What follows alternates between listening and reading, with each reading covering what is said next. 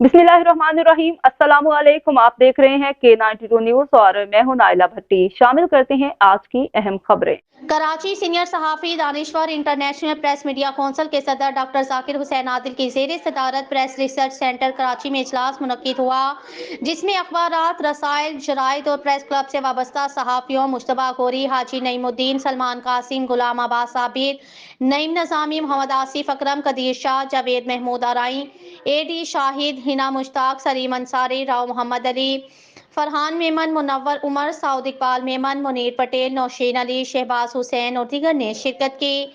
इस मौका पर इजहार ख्याल करते हुए सहाफ़ियों ने कहा, डॉक्टर जाकिर हुसैन आदिल ने पाकिस्तान और एशिया समेत पूरी दुनिया में सहाफ़ती इंटरनेशनल आर्टिकल नंबर 19 सेक्शन 1 के फ़रोग़ के लिए जिस खलूस, सच्चाई और बेबाकी के साथ काम किया, इसकी मिसाल नहीं मिलती।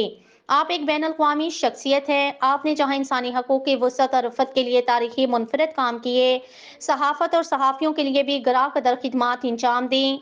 आखिर में डॉक्टर जाकिर हुसैन आदिल ने अपनी सदारती तकरीर में कहा, पूरी दुनिया में सहाफ़त को एक इनफरादी हैसियत हासिल है, जिसका वक़ार HR के इंटरनेशनल सहाफ़ी आर्टिकल नंबर 19 सेक्शन 1 के फ़रोग़ से कायम है और इसे मौसर बनाए बगैर वो अहदाफ हासिल नहीं हो सकते जो सहाफ़त और सहाफ़ियों के आला मेयार और वक़ार के लिए ज़रूरी हैं।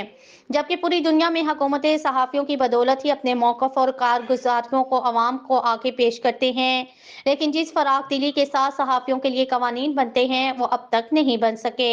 यहाँ तक कि प्रेस क्लब के प्रोफेशनल इस्तेहकाक का तयन तक नहीं किया जा सका, न रजिस्ट्रेशन की वसअत को अवलियत दी गई, जिससे किसी प्रेस क्लब की तरक्की और कामयाबी मुमकिन होती है।